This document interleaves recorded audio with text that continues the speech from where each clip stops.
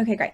So I'm Stephanie. I'm a third-year pediatric resident with an interest of going into sports medicine. So my topic today is on cardiac screening recommendations for returning to play for athletes with COVID-19. So I have no financial relationships.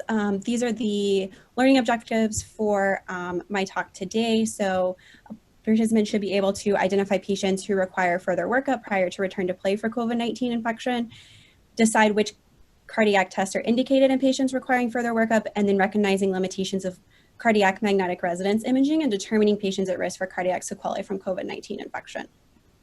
So for some background information, for the purpose of the talk, athletes are individuals who are invested in training, competition, and sports achievement. And the recommendations that I'm presenting today come from a group of authors who were selected by the American College of Cardiology as a section of the Leadership Council of Sports and Exercise Cardiology. So there was a study in Germany earlier this year that did show that 60% of patients with COVID-19 had myocardial involvement and inflammation. And these patients were a range of asymptomatic to severe in the ICU. However, in this study, the average age was 49, so a little bit older than the population of pediatrics. There was a study in September of this year that found that 4 of 26 elite college level athletes who had had COVID-19 either asymptomatically or with mild symptoms did show myocardial inflammation on cardiac magnetic resonance. They did not have any changes on EKG, no elevation of their troponin, and no decrease in function on their echoes. The trouble with this study is that there was no controls in the study, and so it's hard to know what a baseline CMR is for these athletes. So really at this time, cardiac sequelae from COVID-19 remains unknown in asymptomatic and mild cases. Experts in the field, just kind of from anecdotal things so far, have found that there haven't really been significant cardiovascular sequelae from COVID-19, but there's really not great data on it yet.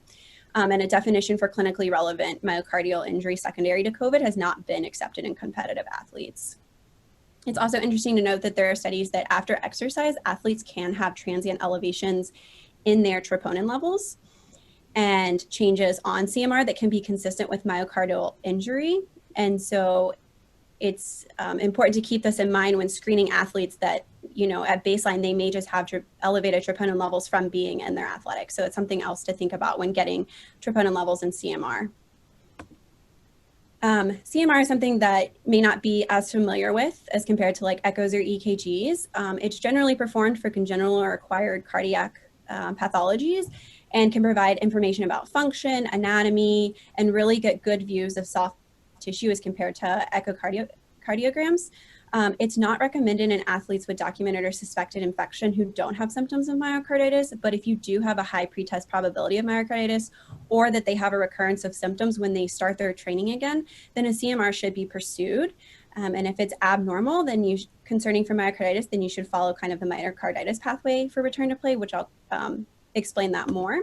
So going into screening guidelines as laid out by this article, it breaks it down into less than 15 and older than 15. So I'll start with the less than 15 age group. So in a patient who's less than 15 who had a COVID-19 infection, if they were asymptomatic or even with mild symptoms, they should rest from exercise while doing their self-isolation as directed by the CDC for 10 days. And then if they're having mild symptoms, they should not return to play until symptoms are resolved. But then after that, they can return to play without any further cardiac workup. And the return to play should be a slow and graded resumption of activity, following closely with athletic trainers and physicians as well, or with their athletic trainers. In moderate or severe symptoms, they should do the self-isolation for 10 days as recommended by the CDC. And then once symptoms have resolved, they should have follow-up with either their pediatric physician or with a cardiologist. And after that, the physicians can kind of decide based on the symptoms they had during COVID-19 and the continual symptoms if they should have further workup. And if they are going to pursue further workup, it should be an EKG, troponins, and an echocardiogram, keeping in mind that an isolated EKG is not very sensitive at picking up for myocarditis, so shouldn't really be used alone. And then after that, if that's normal, then they can have that gradual return to play. And I'll go over what happens what is recommended if once returning to play, they start having symptoms. But looking now at the older than 15-year-olds, they follow the adult algorithm for adult athletes. So a lot of stuff on this slide, but basically for asymptomatic and mild, it's very similar to the less than 15 return to play risk stratification. For moderate and severe is where the differences lie. So for moderate symptoms, they should be evaluated by a medical professional. And in this case, they're required to have an EKG, troponins, and echocardiogram before returning to play, as opposed to just looking at the individual patient and not necessarily getting it when they're less than 15. And if that's normal, then they can return to play. In severe patients, these are patients that are hospitalized. And so during hospitalization, they've probably had troponin testing and cardiac imaging. And if it's normal, they should rest while symptomatic. And then after symptom resolution, they should have 2 more weeks of no exercise as well. And then they should be evaluated by a medical professional before going back to play. And if for whatever reason they didn't have the testing while hospitalized, they should have that as well.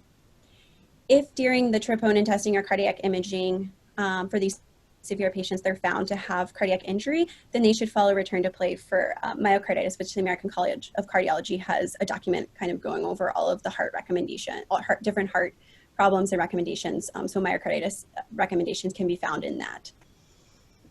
So let's say an athlete goes back and they start having new symptoms concerning for cardiac pathology, or they have had symptoms concerning for MIS-C, then they should have the evaluation with EKG, troponin, and echo if they haven't had that. And if that's abnormal or concerning, or if they have MIS-C, then that's when you should get the CMR. And if the CMR is confirmed to have myocardial injury or edema, then they should follow the return to play guidelines based on myocarditis. If they don't have those findings on CMR, then you may want to consider doing some exercise testing or monitoring outpatient, and then consider like an alternative pathology for their cardiac symptoms. So it's really only after returning to play or with symptoms concerning for MIS-C that you should be pursuing the CMR workup. And I just want to note that there are AAP recommendations out there as well about return to play protocol, and I just want to make everyone aware that these are here, and they were last updated at the end of November, so pretty recently. They differ a little bit from what I kind of just covered, in that they're a little bit more conservative, and the recommendations go through what they define as mild, moderate, and severe, but basically dependent on kind of duration of fevers, and then if they required hospital stay and ICU level care is kind of what the triage system is. So for asymptomatic or mildly symptomatic patients, they should be cleared by a physician, and it should be 10 days from the date of their positive test. And in this clearance, the physician should go through a 14-point pre-participation exam, really focusing on those cardiac symptoms. For patients who had moderate symptoms, they should be seen 10 days after their positive test result by a cardiologist as well, and they should get an EKG after their symptom resolution before being allowed to return to play.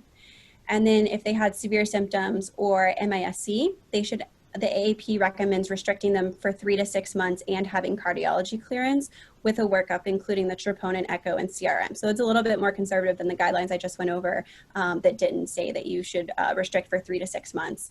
And when athletes are returning to play, it should be gradual, and this is a process that should be over the course of a week, and at least a week, and the AAP has that listed out in their recommendations as well.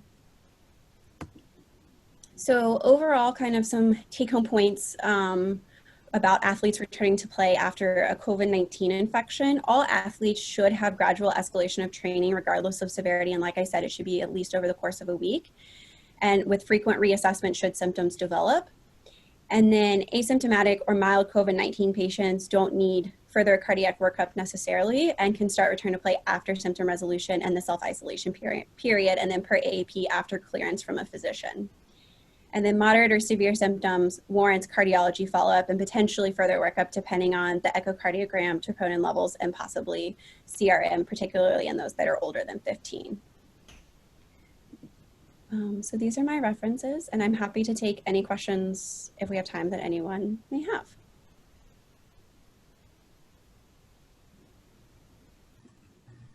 Great, thank you so much, Stephanie. I'm going to hand it over to Dr. Biondi, who's going to introduce our Grand Round speaker, but what a great and relevant talk for us. Thanks. Hey, everyone. I'm excited because Dr. McCullough is a really good friend of mine, so I think I'm excited to hear his talk today. He is an associate professor at the University of Nebraska Medical Center. He's also the division chief of pediatric hospital medicine at Children's Omaha. So cool that we have a pediatric hospitalist talking. Thing is, he's not just a pediatric hospitalist. He completed MedPeds residency at the University of Missouri, and then he went to Brown for fellowship, where he completed a pediatric infectious diseases and adult infectious diseases fellowship. So he's one of those weird people who has managed to board certify in internal medicine, pediatrics, pediatric infectious diseases, adult infectious diseases, and now pediatric hospital medicine. As you know, we now have a board certification for that.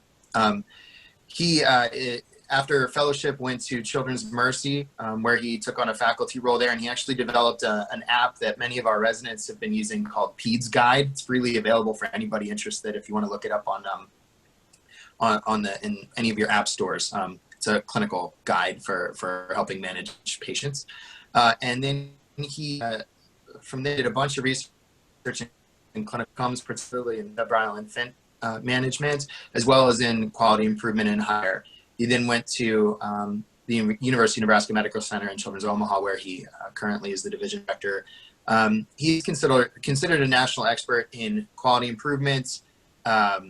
He gives frequent talks. He's won national awards for his work in improving care and in high value care. And he sits with me on the executive committee for the value in inpatient pediatrics through the AAP, the American Academy of Pediatrics, where he is currently chairing Project Basic, which is nearly 100 sites around the country, including our site at Bayview, that's attempting to improve our use of antibiotics for common clinical conditions that we find in pediatrics. So with that, I will open it up to Dr. McCullough, who's going to talk to us today about omission and commission.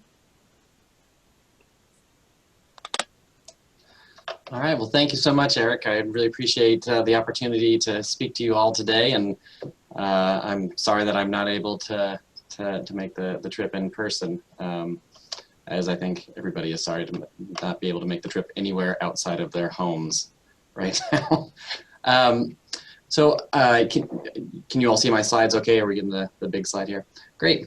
Well, I really appreciate the chance to talk about something that is very near and dear to my heart, which is medical decision-making in the heat of the moment in hospital medicine.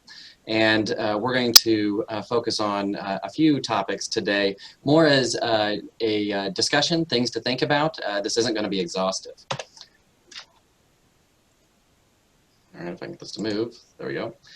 Just disclosures, I receive a little bit of support for clinical trials work on the adult side that has nothing to do with kids, and I am the director of the Nebraska Pediatric Clinical Trials Unit, which I'll talk a little bit about as we walk through here in today's talk. Our objectives today, we're going to talk about, in my original submission I had said overuse, but I think it's also important to talk about underuse as well, and some of the consequences, both positive and negative, of safely doing less. And we'll look at some national efforts to standardize practice, because I think that seeing how we try to approach better as a community is really important and insightful. And I think that the work that the VIP network has done is really worth highlighting, especially since you all are fortunate enough to have the chair of the VIP network at your institution. So to start off with, we all, I would say, both make mistakes, but also do things that make us feel better that may not necessarily make a child or a family we're caring for better in the short or the long term. And I want to phrase in your mind for our discussion today what I mean by omission and commission. Omission happens to have a biblical reference that I was able to pull in as well, which is basically whoever knows the right thing to do and fails to do it, well, that's a sin.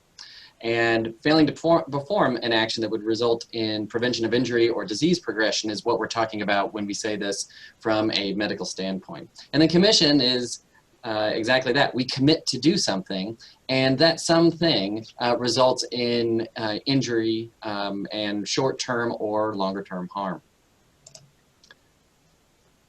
Speaking from a background of training where I was at the Veterans Administration for part of my residency and fellowship, I love the VA, and although this is a pediatric talk, I think it's really worth highlighting some safety findings that the VA has identified over the years, because they're actually one of the national leaders in patient safety and quality improvement. And I think it also will help us reframe how we think about particularly children with chronic illnesses that we may see in the inpatient setting. This study that I'm showing here that was conducted across 12 Veterans Administration hospitals and that involved quite a few patients for a pediatric study, small for a VA study. When they looked at errors and reviewed them systematically, and this was across the inpatient and the outpatient settings, for ones that experienced adverse events, they saw that medical errors were, not unsurprisingly, not uncommon. This is something we've known for certainly more than 2 decades at this point, if you look at the history of the patient safety movement. But what was really interesting was that for these patients in the VA system, 96% of those errors were actually underuse or omission. And those sort of underuse was not doing a complete history and physical, right? The bedrock for hospital medicine is when somebody comes in. Inadequate diagnostic testing and didn't have the necessary medication. And of the serious errors that were identified, 96% of those were errors of omission.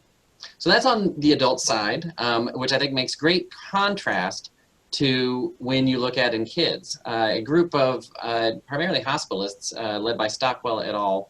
For this paper looked at almost 4,000 pediatric inpatient records across 16 teaching and non-teaching hospitals. They identified 414 adverse events, which was equivalent to about 11 adverse events per 100 patient days, so certainly a different density of adverse events that they were looking at. And of those, half were determined to be preventable adverse events using standardized criteria that we employ to adjudicate adverse events in the inpatient setting. And the folks that were at the highest risk, I think, are also the folks that we have the fastest growing or proportion of in the inpatient setting, as opposed to otherwise healthy kids, which is kids with 3 or more complex chronic conditions. They were far more likely to have an adverse event than children who did not have a complex condition. When we talk about adverse events in the inpatient setting, you don't need to know what everything is on the slide. What I want you to see, though, in general, is that it's a ton of stuff. And a lot of it is acute sort of thing. So just to highlight a few things, respiratory system, this could be respiratory failure or unplanned extubation. GI, this could be as simple as constipation, cardiovascular, hypotension or hypertension.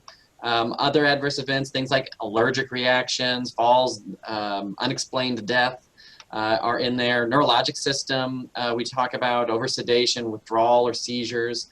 So there's a lot of acute things that we think about. And as inpatient providers, we think about the harm index, which these are the sort of events that go into the harm index, saying, well, how safe is life in the inpatient setting for the children you're admitting? And of those adverse events, when you looked at, when the authors looked at the proportions of what those events were, the most common, I've listed out several of them here and tried to categorize them. So potential sins of commission, an intravenous catheter complication. So could this have been a IV that did not need to be there? One of the things that I do, particularly when I'm on as an infectious disease consultant, is I look at everybody's IV, because unlike in adult hospitals where at 72 hours, out comes the peripheral IV, we hang on to those little suckers for as long as we can possibly use them. So they have a higher likelihood of having an infiltration or thrombotic or infection event. Constipation. How many people have done surgical co-management work? This is the #1 thing that is dealt with urinary retention being a close second. And we do it through pain medicines, things that we're giving to folks. On the omission side, sepsis. Many institutions, I think Hopkins is not an exception, have participated in the Ipsos sepsis activity, September Sepsis Awareness Month. And what are we worried about there? Not seeing the child who may decompensate. Catheter-associated UTI, is that an omission or a commission? We stuck a catheter in them, but we also have a way to remind ourselves whether it's necessary or not. So did we forget to do something, or did we do something unnecessary? And on and on. You can see among these common ones, things that we often do. What was really sad was that when they looked over a 10-year period, the change in adverse events over time, there wasn't really one. So these adverse events continued to happen at a certain rate. Even though we know half of them were potentially preventable, they still were occurring at essentially the same rate as they were 10 years later.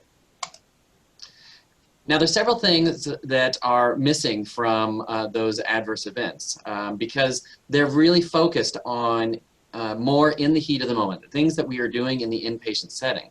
But hospital medicine really transcends that sort of setting. And so there's other things that you have to be thinking about other than those in-house events, the things that we're doing or not doing at that time. And many of those consequences I'll show some examples in our coming diagnostic dilemmas that we'll talk about. And a lot of those are actions that really weren't errors. They're things that we do because we think they are necessary to do. And we'll walk through those as well. So I want to reframe a little bit. We often think about safety or adverse events through the what should we have stopped doing or what could we have done to prevent those big things in-house. But really, it should be more broadly looked at through the lens of what occurs beyond that hospitalization. And not just for those who suffer significant acute injury from the event, but things that may be harder to quantify and may look, at least in the near term, much less severe. All right, so let's talk about febrile infants, which is a piece that is near and dear to my heart. Not something that I would have expected if you'd asked me 10 years ago, but that's okay. It's frustrating, which makes it fun to think about and try to help people make better decisions. So let's give you a case. A previously healthy 34-day-old presents with a chief complaint of feeling warm by her mother. There was no vomiting, diarrhea, cough, rash, or irritability.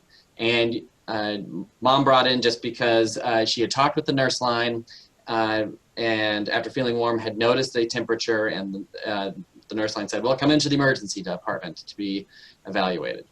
You see them in the emergency department. They're well appearing, they're well hydrated, and they've got a rectal temp of 38.6. This is a kid that we often see, right? This is a common diagnostic dilemma. We see literally tens of thousands of febrile infants in ambulatory urgent care and inpatient settings. And what's the problem is that a small sliver of these kids are going to have bacteremia or meningitis, which if you miss it, leads to devastating illness and or death. The vast majority are going to be okay, either self-limited viral infection, maybe a urinary tract infection that is unlikely to progress. They generally are likely, if you were betting, to be okay and to not have a bacterial infection. Physical exam and patient history often actually fail us because all we'll see maybe is fever. An ill-appearing, irritable child who is not feeding well and has a full fontanelle is not ambiguous. A child who may or may not be irritable and is presenting pretty much with isolated fever, much bigger challenge, and they can be clinically indistinguishable from that huge chunk that have a viral illness. So for a child like this, who's 34 days of age, would you perform an LP? As a little anecdote, one of my personal heroes, Ken Roberts, did one of the first studies on this in 1974 at Hopkins. And one of the things that I learned from him was why they did 28 days versus 30 days in their study for that cutoff for younger infants versus older febrile infants, and it was because of the number of boxes on the graph paper. So something to keep in mind. All right, thinking about those studies and what's the risk on a child like this? Well, it's probably less than 0.5% for meningitis. And so something to think about, pretty low likelihood. And so what you've got to decide is, all right, how do I minimize harm? I got to use the resources that I need. There's a risk for contamination rates, which I'll give you some data on. There's a risk for these other things, which we'll talk about. But you don't want to miss a serious infection, which can result in permanent neurological injury and death. So let's talk about those harms. A study done by Rich Scarfone out of Children's Hospital of Philadelphia, where they looked at about 7 years of data on children 29 to 56 days of age, so that second month of life, about 1,200 LPs, 45% of them who met low-risk criteria, which we're not going to go into today for sake of time, but suffice it to say their white blood cell count looked good. They looked good on physical exam. Their urinalysis was normal. They found one patient who had bacterial meningitis, who was crying and inconsolable and very fussy, and had a abnormal CBC, so had bands in this case. 40 patients grew contaminants. That's a pretty low rate when you think of it out of 1,200 LPs, but that is 40 children who parents were told there's bacteria growing in a culture from your child's spinal fluid, and had been previously told, we're doing this because there's a small but not zero chance of a terrible infection that if we miss it could damage or kill your child. So just think about that for a second. And among those who were 29 to 56 days old, there were no cases of bacterial meningitis among the low risk, right? So a potential consequence of doing something here. A lot of contamination. So when you look at this in another way, how many people have done a lumbar puncture and it didn't work out? You got blood, you didn't get anything. It was traumatic. A group out of Boston Children's looked over a 10-year period at lumbar punctures done in the emergency department. And for otherwise low-risk infants who had a traumatic or unsuccessful TAP, they saw a 4-fold increase in the proportion of children who were hospitalized. So if you go down here, patient management and admission, you see it's 18% of those who had a normal LP and 72% of those who had an unsuccessful LP. If you had a normal LP, you went home. Maybe you got a dose of antibiotics, depending on how they managed, but you didn't spend any days in the hospital. If you got hospitalized, the length of time that you were there, traumatic or unsuccessful LP, wasn't different. It was still about 2 days. And you still got the vast majority still got antibiotics. So 87% of those kids who had a traumatic LP still got antibiotics. And so we opened up an entire downstream can of worms for them, where the child was brought into the hospital and received things that ultimately were unnecessary. So those harms may not be adverse events, right? These weren't errors. These weren't doctors that were making bad decisions. These were doctors who were making decisions based on the facts on the ground and their best estimate of risk. But more intervention may beget more intervention. So a sin of commission may beget further sins of commission. And this final food for thought, I think a lot of times we don't take into full context the patient-reported outcomes. This study that was done by Paxton and Carrie Byington at Intermountain Health in Utah, where they looked at 60 parents of children who are undergoing rule-out sepsis evaluations, the children, not the parents. 98% reported that event is very stressful. About a third said that after speaking with their physician, they believe their child might die. How many people have given this exact advice regarding a rule-out sepsis evaluation? We need to do a lumbar puncture because fill in the blank. Your child has a fever which may represent fill in the blank. And you know, of those 60 folks, they had excellent providers, right?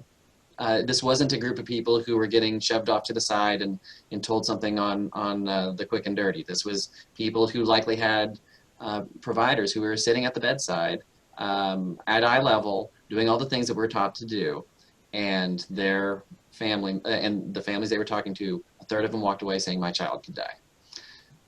Of that group, a bunch, 2 out of 5 said that they had reported financial stress and that if they'd gotten the chance, they'd rather be at home.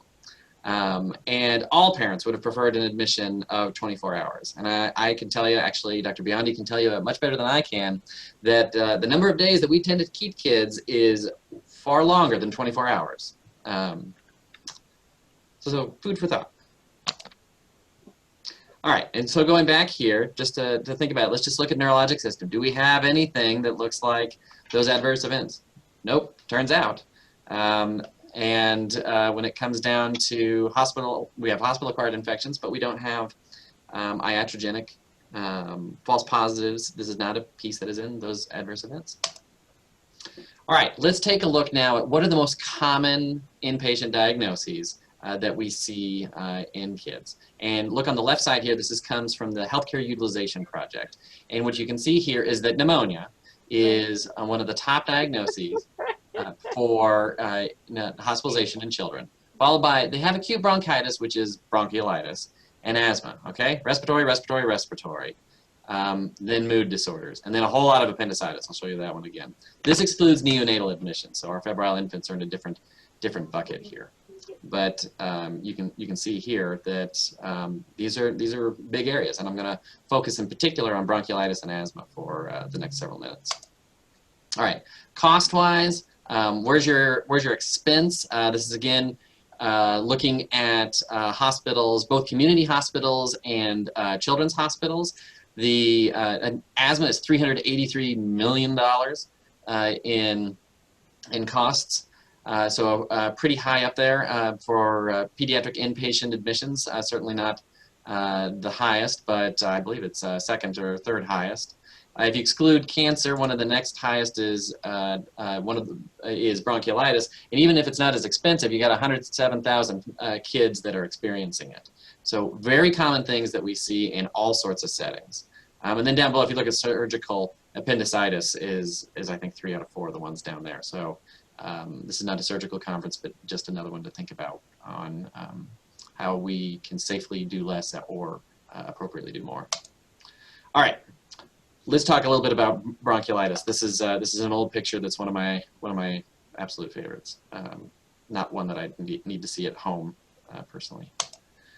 Okay, and bronchiolitis, I thought this comic did a good job of encapsulating some of the issues here. So I'll read it for those who are on the phone.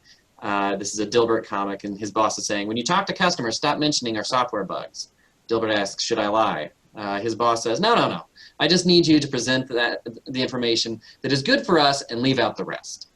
And Dilbert says, lie by omission. And his boss says, it's better if we don't label it. Dilbert ends with, should I use my real name? Why this one hits home to me is because of how we look at bronchiolitis as an entity. And I'll go into that a little bit here. In the things that we do and don't do. A little bit of it is just showing the information that I need. And the questions are, what is the information that you do need to make an optimal decision? And so we'll see. All right, so virology, when you think about bronchiolitis, this seems like it's pretty straightforward. About half to 4 out of 5 cases is going to be RSV. The next chunk is going to be rhinovirus, which many people, depending on how the test is done, would say, okay, well, that was rhinovirus from 3 days ago or 2 weeks ago, or we're not sure. Human metapneumovirus are some of the other ones. Flu, coronaviruses, paraflu can all cause this clinical entity as well. And then maybe 1 in 16 to 1 in 10 may have multiple viruses identified when you're tested.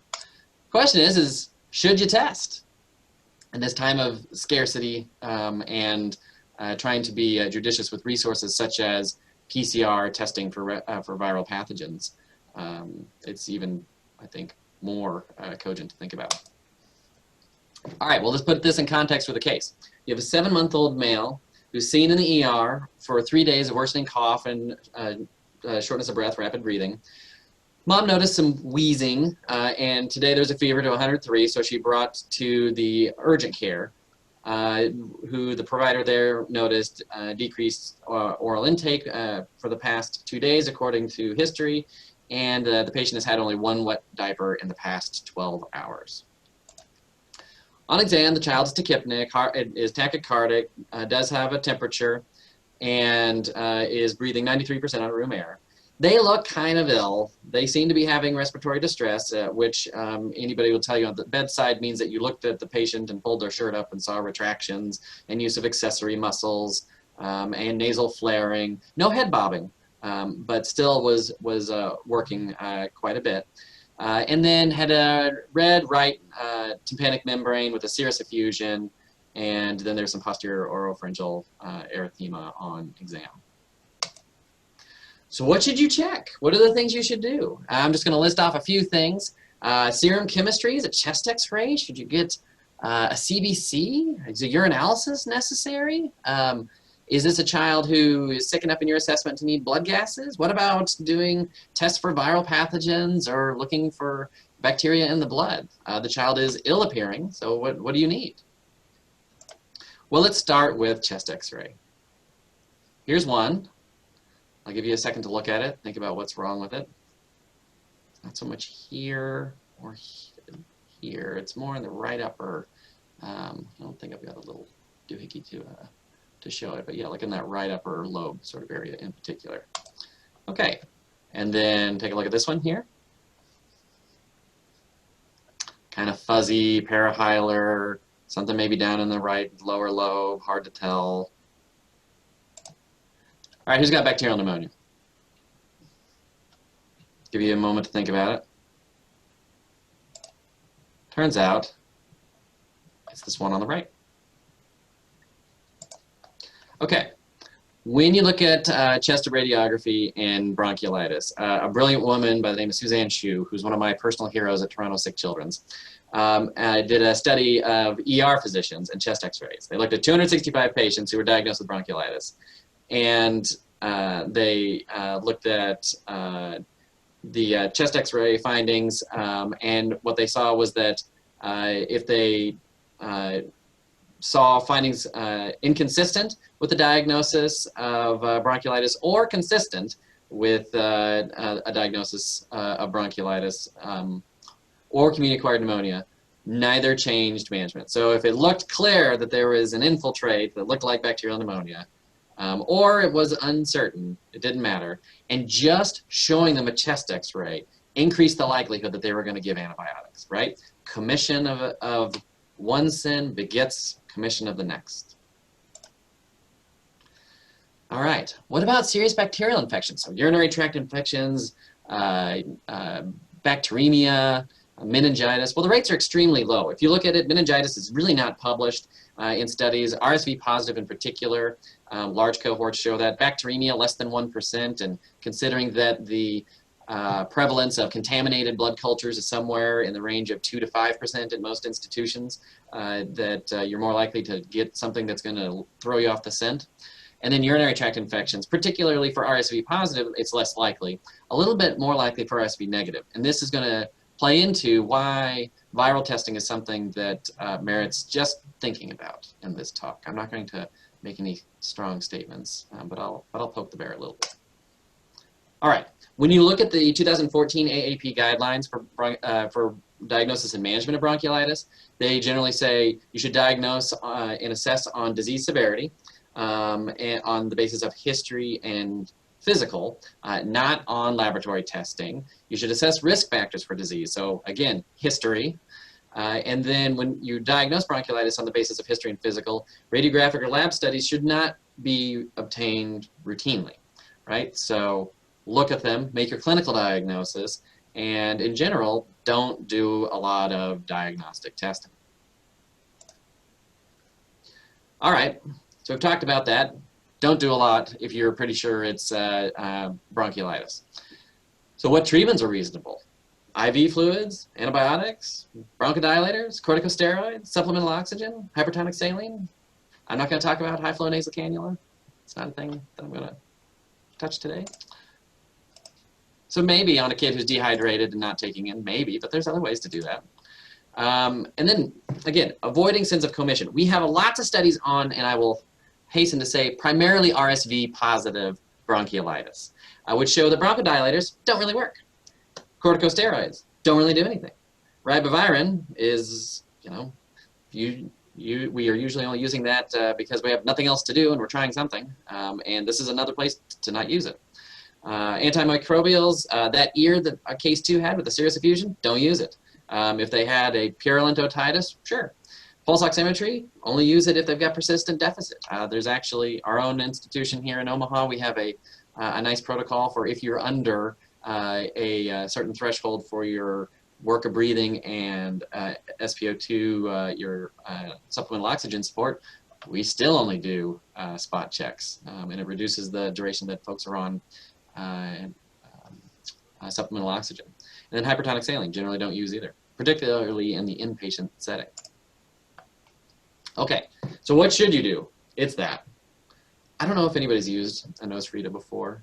My children are now 8 and 4, but I will tell you that as gross as that looks, there is few things more satisfying than getting a bunch of snot and boogies out of your kid's nose so that they can breathe through right here. It's it makes a world of difference. Also, the noise that they make trying to get past all that stuff just gets so much better.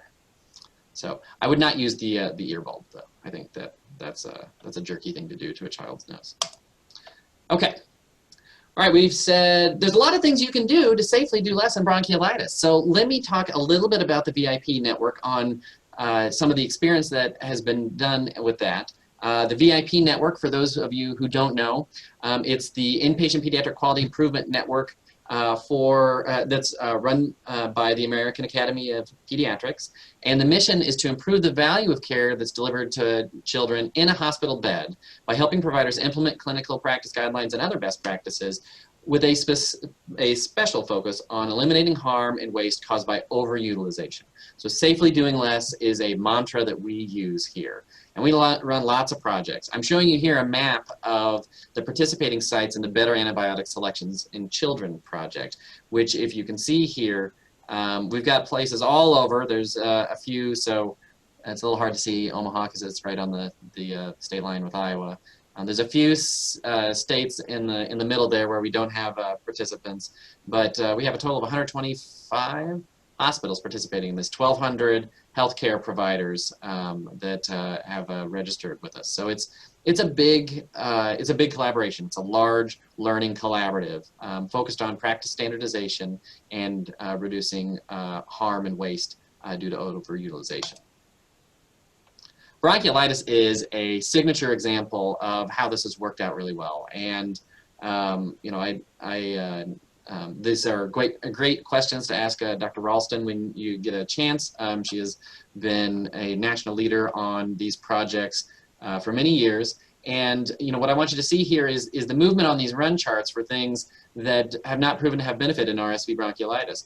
Bronchodilators, receiving them at all, drops in that in prior projects. Doses even moving further down, and then corticosteroids as well. So certainly, and in terms of looking at things that are reasonable for us to stop, these learning collaboratives work in achieving those sort of desired changes. All right, I'm gonna now put in your brain the concept of, well, what about doing judiciously more? We're gonna talk about this in a couple of settings, but the first one is, I want you to think about bronchiolitis. It is a respiratory disease syndrome, most often caused by respiratory syncytial virus. As I tell for parents, it's a chest cold for kids under 2, particularly kids under 1. And, but the kids who get into the hospital, they're not random, right? They got things going on. That's why we have risk factors for those, you know, for severe illness in bronchiolitis.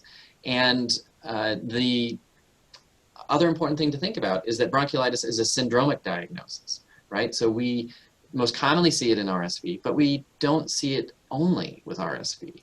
And so you can get those symptoms of wheezing and respiratory difficulty and cough and fever and congestion in multiple other viruses, as we talked about earlier.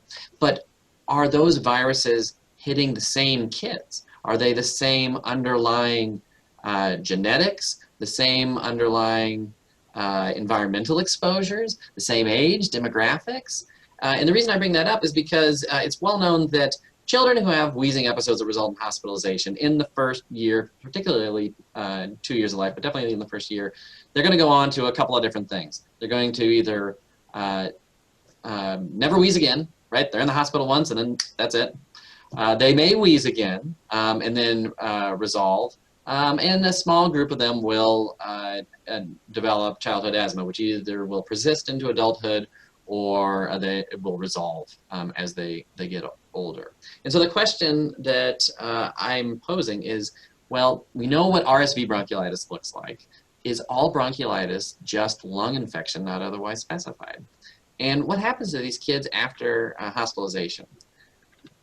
And so this gentleman that's the second name in that list, Carlos Camargo, I've had the opportunity to speak with multiple times, and so I'm going to cite several of his papers because I think it's very interesting.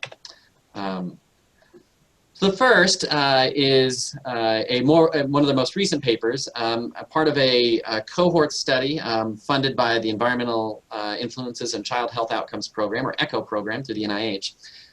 Is a 17-site study that they did of about 900 infants under a year of age who were hospitalized over a 3-year period. Of those sites, most of these are larger children's hospitals. They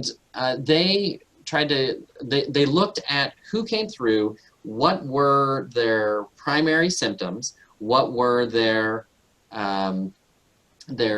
age demographic and other demographics, and what was their viral etiologies. And I'm going to talk in particular here about Profile A, which when you look at Profile A, this tends to be kids who did not have a pathogen identified or who had rhinovirus identified. They tended to be a little bit older, so most of them in the second half of their first year of life. And they tended to have a higher risk of going on to have recurrent wheezing when contacted by the study team annually over the 3-year follow-up period. They were much more likely to have recurrent wheezing.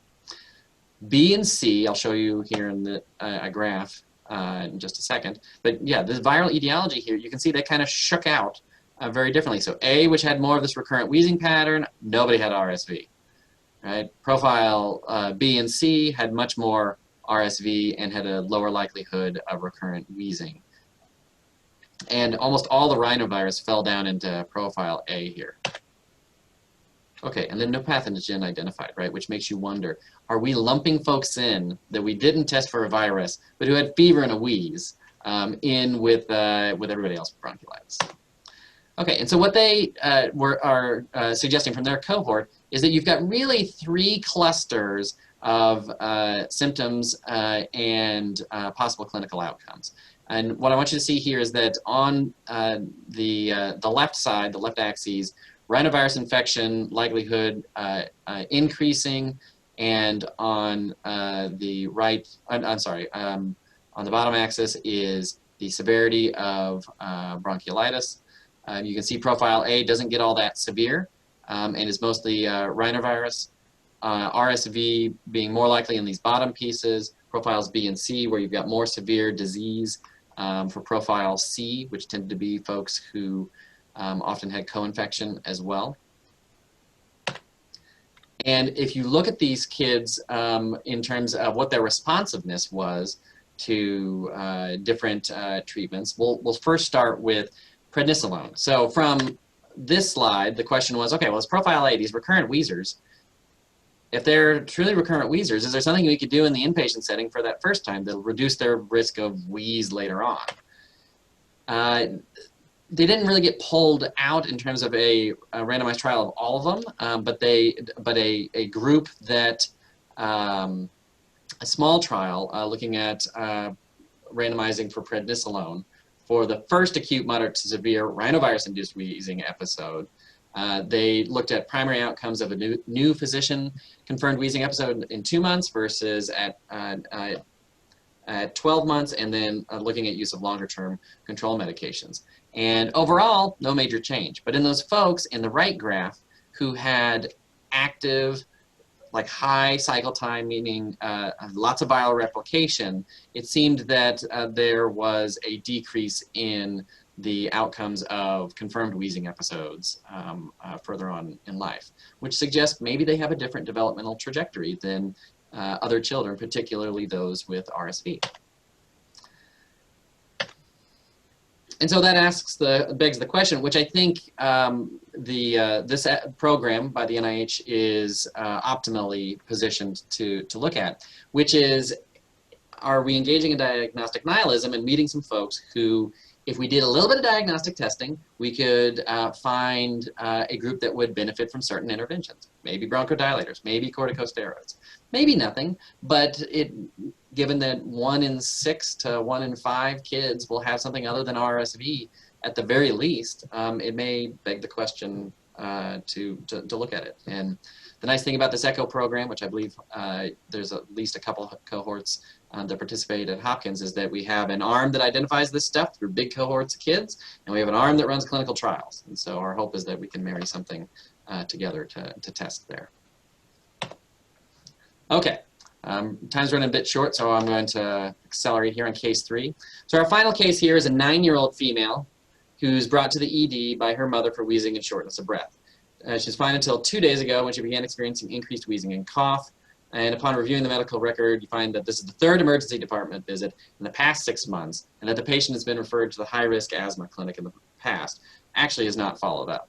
And they've also been admitted to the hospital 2 months ago for status asthmaticus. So this is a high-risk kid. And what are the risks? Well, these are risks for readmission. So these are risks that transcend whatever we're doing in the inpatient setting. Okay. This key driver diagram was put together by Cincinnati Children's, a group that was working on improving the care of children with asthma. And they had the aim of reducing the number of asthma-related emergency department visits and admissions by 20%, and for patients 2 to 17 years of age. And they wanted to decrease the rolling 12-month average of admissions, and to decrease the rolling 12-month mean number of emergency department visits as well. What's important to this is not the things that they needed to commit to do, but it was the things that they were omitting that they identified as key drivers, right? So reliable preventive services, vaccinations, primary care visits, effective management and co-management of patients during and after the asthma-related visits, right? So we may have been doing a great job managing it in-house, but once they came out, that's where the missing piece was. Looking at continuous and appropriate use of prescribed medications, right? This is a chronic illness, and reliable access to medication in the patient's home. So things that aren't in the inpatient setting aren't things that we're doing that can cause harm. It's things that we're not doing and that actually we're not even entrusting on a systems level to be done post-discharge that's resulting in this adverse event of hospitalization. That brings me back to the VA study. So what did they find? 96% were errors of underuse or omission, right? So what's probably the difference between kids with asthma and a febrile infant is that one's a chronic disease and one is an acute diagnostic dilemma. So I'm going to jump ahead here for a second.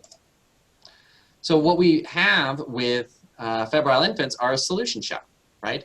Where the diagnosis is unknown, and you got to do what it takes to find the problem. And there's many acute admissions and consultations that we do in the inpatient setting that fall under this rubric, right? Fever, not otherwise specified, right? MISC is a classic solution shop minus evidence to tell us exactly what to do, right? Our kids with cardiovascular, with unknown cardiovascular sequelae from their acute SARS-CoV-2 infection are another group. We don't have the evidence. They experience something acute. We don't know how to best diagnose and manage it. Asthma, on the other hand, is a value-added process where we know what the diagnosis is. And what we need to do is mobilize resources that optimize outcomes in chronic management. And that results in better experiences for patients and families and better overall healthcare resource use. And for a solution shop, errors of commission are quite common. Errors of omission are also a risk. For a value-added process, it's much more on the errors of omission, the things that we ought to be doing that we're not doing in the inpatient setting. And safely doing less doesn't have an impact on that sort of need in the inpatient setting. So if we go back here, phase 1 for the Cincinnati program was the inpatient piece. And the pieces that they put in that resulted in these steep declines, I'm going to pull that off, these steep declines in ED revisits and hospital readmissions in phase 1 here and there, where a medication's in hand. You go home with your meds, you get an asthma action plan, and you get trained on your inhaler, right? That kid in that first picture wasn't doing it right. an asthma-specific H&P, where you are doing the complete pieces and it's prompting you to do the things that you need to do. Decision support for when you ought to consult pulmonology, right? Like, you don't want to have hold all that in your head in the heat of the moment. You will miss something, you will make a mistake, because you're a human being who's getting paged 8,000 times and it's 3 in the morning.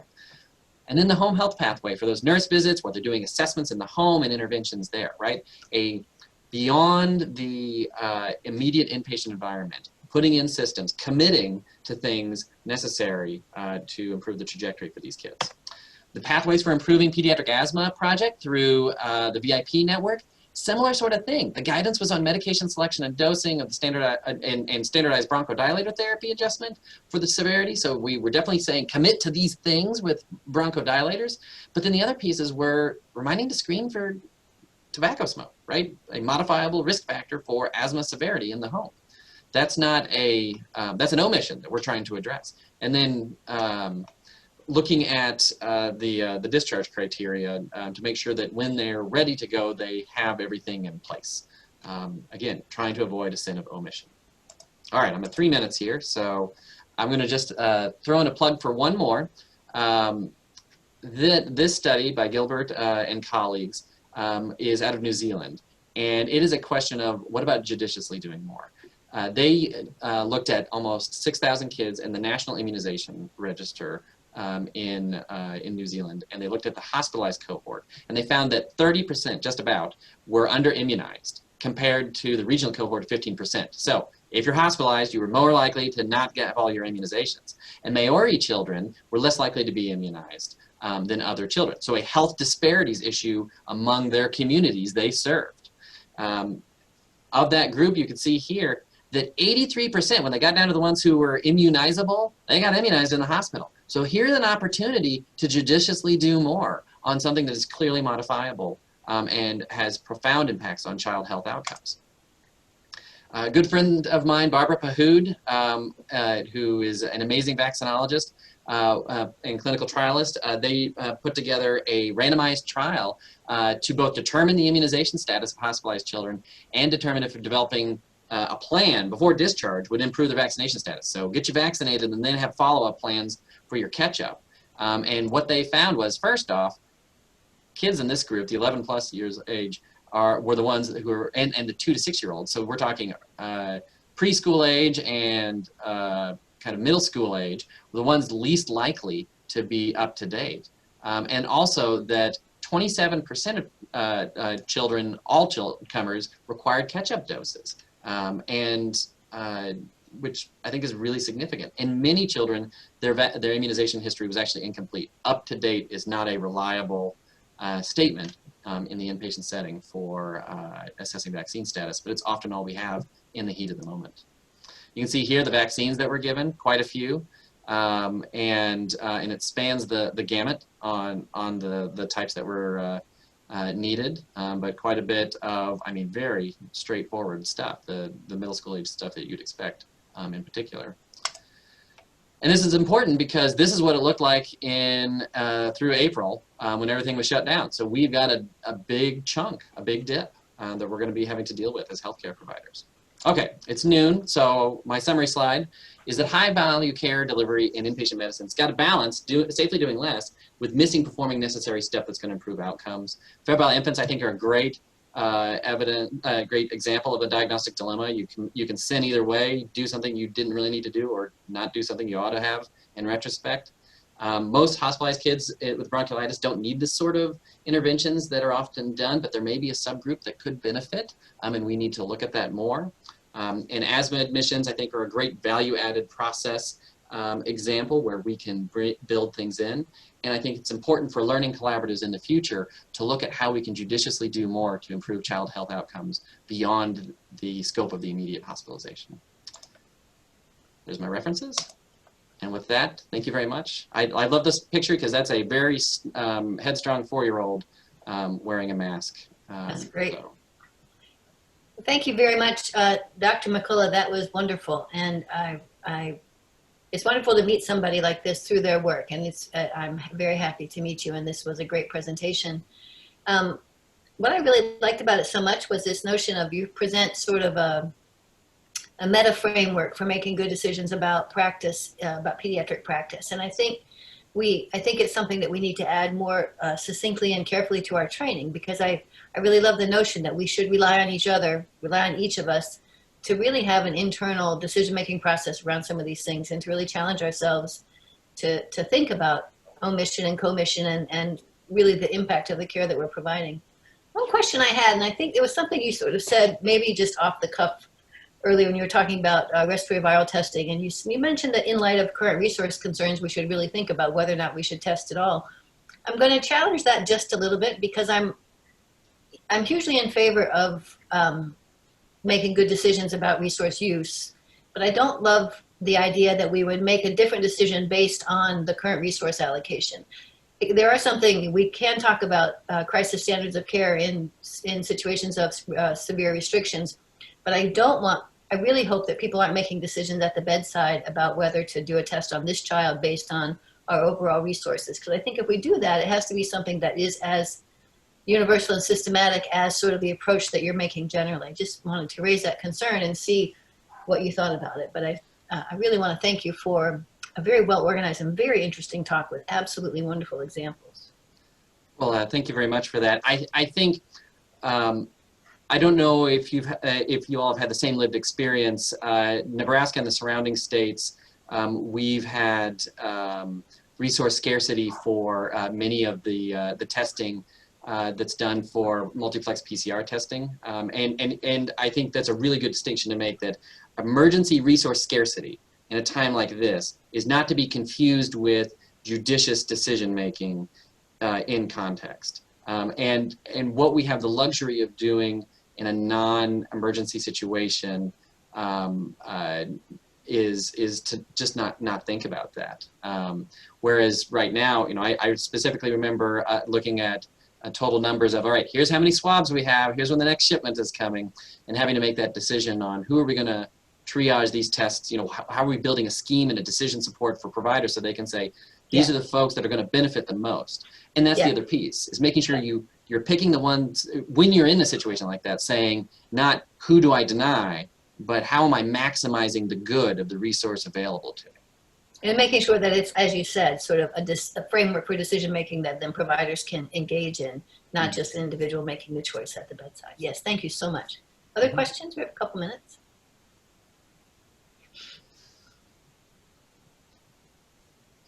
No? Well, Dr. McCullough, really honestly, I think this was just sort of the reminder that we need that practice should be cautious and careful and sensible and effective. So thank you so much. It was a real pleasure. Thank you all for your time. I appreciate the opportunity.